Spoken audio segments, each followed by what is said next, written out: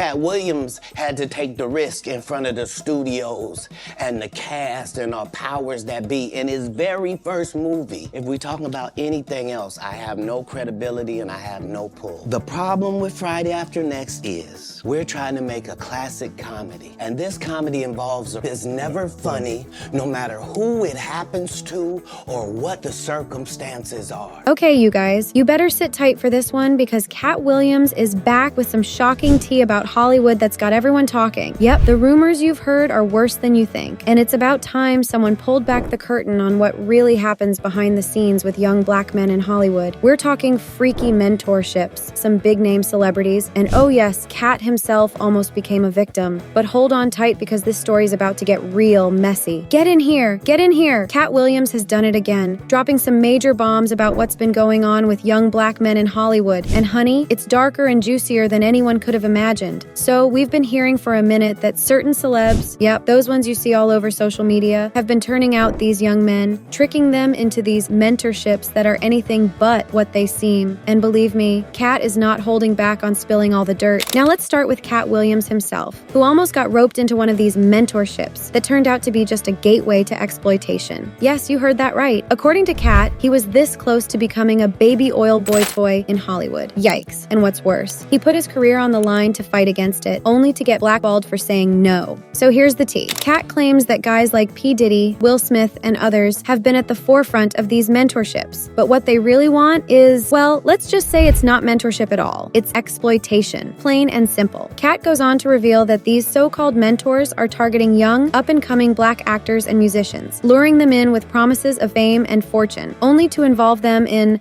let's just call them freak-offs. And guess who was brave enough to stand up to all of this? Yep, our guy Katt. Let's rewind to one of Katt's earlier interviews, where he first hinted at all of this shady stuff going on in Hollywood. He spilled that during the filming of Friday After Next, producers, including Ice Cube, who has always had this tough, no-nonsense image, wanted him to film a scene where he was supposed to be in the bathroom, getting violated by another man, played by none other than Terry Crews. And get this, they thought it would be funny. No, Hollywood, not funny, gross. But Katt wasn't having it. He straight up told them that the scene made him uncomfortable and that it wasn't even remotely funny. And what did they do in return? They blackballed him. Yup, he got iced out of future movie roles because he had the audacity to stand up for himself. Oh, and who stepped in to take all the roles Katt was supposed to get? Kevin Hart. Yeah, let that sink in. But it gets even messier, you guys. Katt went on to expose how this mentorship system isn't just about turning young men into Hollywood playthings, it's about control. He gave examples of guys like Meek Mill, Orlando Brown, and YK Osiris, who he says were victims of these so-called mentorships. According to Katt, these men have been manipulated and trapped in toxic situations that have completely derailed their lives and careers. Take Brasher Gray, for example. Y'all remember him from Empire, right? Well, his downfall has been tragic, to say the least. Katt claims Brasher was introduced to this world by people like Will Smith and Diddy under the guise of mentorship, but instead, they allegedly exploited him. Things got so bad for Brasher that he reportedly transitioned from being a rising Hollywood star to a full-blown adult film actor. I mean, what? How did that happen? Jaguar Wright, who has been known to spill some serious tea, backed up Katt's claims. They do weird things in their house,